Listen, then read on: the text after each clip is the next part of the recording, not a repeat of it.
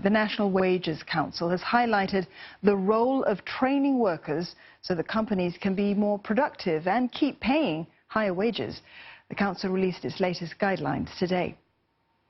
Now, it recommends that all companies offer structured training for staff, and for companies which manage to improve productivity, well, it suggests giving a one-off payment to workers. This year's guidelines also cover more low-wage workers as the council raised the basic wage threshold to $1,400. The government has accepted the guidelines and welcomes the stronger emphasis on employer-led training. Eugenia Lim tells us more. Training participation rate of the resident labour force in 2018 reached 48%, and the National Wages Council hopes to see that figure climb higher. We also broadened our focus to include training this year.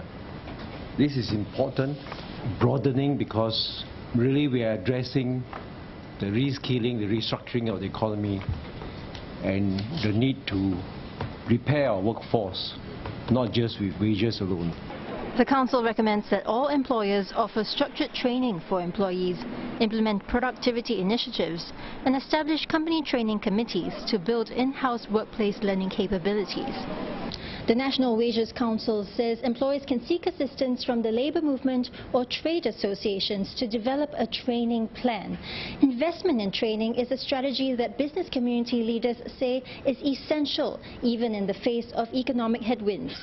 It's not a matter of choice that you can or cannot do. The economy you cannot influence. I mean, if the economic situation is such, you just have to play within that constraint. Developed economies realize that they need to grow productivity in order to grow wages, and you can only grow productivity if you train. And so this Singapore has probably in common with the main European economies, and also with probably the American and Japanese economies. The NWC also recommends that employers who achieved productivity improvements in 2018 share those gains with workers through a one-off payment.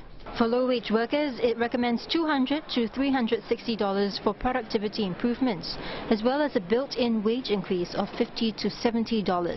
This as the basic wage threshold was increased to $1,400 from $1,300 to cover more workers.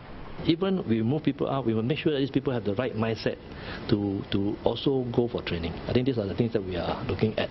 The guidelines apply to all PMETs and rank-and-file employees, including re-employed staff in both the public and private sectors. Some companies that have embarked on training programs have reported double-digit growth in productivity and revenue. Michelle Teo visits one such firm to see how workers have benefited. 57-year-old Ramli Abu Bakar has been working at this tech firm for 35 years. In the past, he would have to manually insert these small pins into brass plates. It was strenuous and often resulted in a bottleneck in the manufacturing process.